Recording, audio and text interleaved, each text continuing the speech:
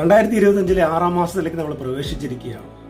ഒത്തിരി പ്രതീക്ഷകളോടുകൂടി ആരംഭിച്ച ഈ വർഷത്തിൽ ചിലപ്പോൾ നമ്മൾ ആഗ്രഹിച്ചതുപോലെ ഇതുവരെയും നടന്നെന്ന് വരത്തില്ല. നമ്മൾ പ്രതീക്ഷിച്ച പല കാര്യങ്ങളും കണ്ടു കാണത്തില്ലായിരിക്കാം.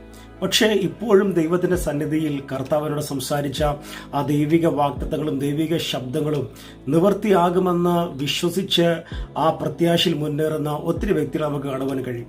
ഒരു പക്ഷേ പലപ്പോഴും ഈ 6-ാം മാസങ്ങളുടെ സമയങ്ങളിൽ നമ്മൾ ആവർത്തിച്ച് കേൾക്കുന്ന ഒരു ദൈവിക ശബ്ദം തന്നെയായിരിക്കാം ലൂക്കോസ് ചെയ്ത സുവിശേഷം 1-ാം അധ്യായത്തിൽ മറിയുടെ അടുക്കിലേക്ക് ദൂതൻ വന്നു പറയുന്ന ആ ദൈവിക ശബ്ദം.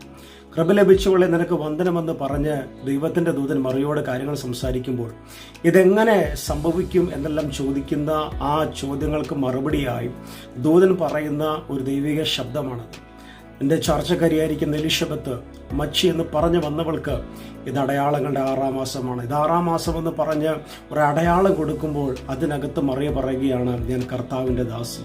കാരണം ഇത്രയും വർഷങ്ങൾ ഒരു സാധ്യതയുമില്ലാതിരുന്ന എൻ്റെ ചാർച്ചക്കാരത്തിക്ക് ദൈവം ഒരു അടയാളം കൊടുത്തിട്ടുണ്ടെങ്കിൽ, ഒരു വിടുതൽ കൊടുത്തിട്ടുണ്ടെങ്കിൽ, ഇപ്പോൾ ഞാൻ ചോദിക്കുന്ന ഈ വിഷയത്തിൻ്റെ നടുവിൽ എങ്ങനെ സംഭവിക്കുമെന്ന് ഞാൻ ചിന്തിക്കുന്ന ഈ വിഷയത്തിനകത്തും എൻ്റെ ദൈവം മറുപടി നൽകുമെന്ന് അവൾ വിശ്വസിക്കാനിടയായി. വിശ്വസിക്കുക, ഇത് നിങ്ങൾക്കും എനിക്കും നമുക്കെല്ലാവർക്കും അടയാളങ്ങളുടെ ഒരു 6-ാം മാസമാകട്ടെ.